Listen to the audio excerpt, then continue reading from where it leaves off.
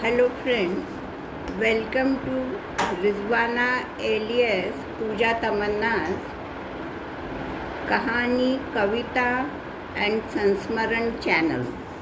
Today I am going to read a small memoir of my own. The title is Little Girl and Her Dog.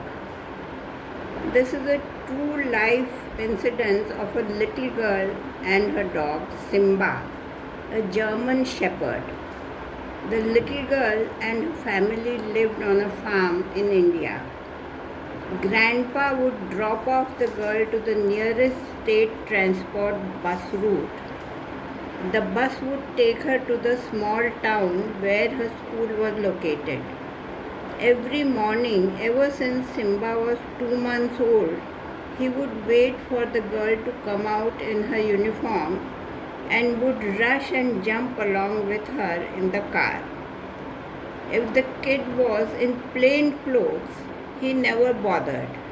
The trio would then drive down to a particular spot to catch the bus. Grandpa had to be very careful about holding Simba back till the girl boarded the bus. It was yet another usual day. The girl got in the bus on her way to school. When she alighted, to her utter surprise, Simba was right there, standing very sheepishly. The onlookers, who were regular commuters, watched the scenario with amusement. By then, Grandpa too had driven in. Obviously, Simba had chased the bus for all those 8-9 kilometers on the muddy tracks. Grandpa had to follow. The kid gasped and exclaimed, "Simba!" Suddenly, Simba was guilt-free and jumped on those tiny shoulders, front paws firmly planted, licking her face and wagging his tail frantically. The onlookers, who were familiar with the kid and the dog, were deeply moved. Grandpa now needed to take Simba back home, but he just won't budge. Finally, the girl was made to sit in the car to reassure Simba that she too was going to be with him. But Simba was too sharp to fall into the trap. He refused to get into the car. The girl by now was getting late for her classes, thus started walking towards the school. Simba followed her and, believe it or not, sat next to her bench the whole day.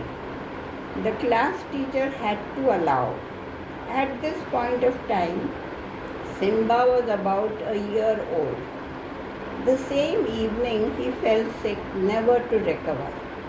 But all those 3 days that he lived and laid miserably on his bedding in the veranda, dot on 7 p.m., would glue his gaze to the driveway from where the girl walked in, and once he was patted, he would close his eyes and rest.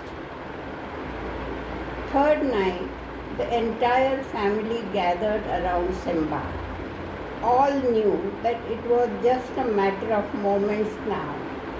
The little girl was too grief-stricken to come out. But Simba kept lifting his head and rolling his eyes as if looking for someone. The kid was persuaded to come out.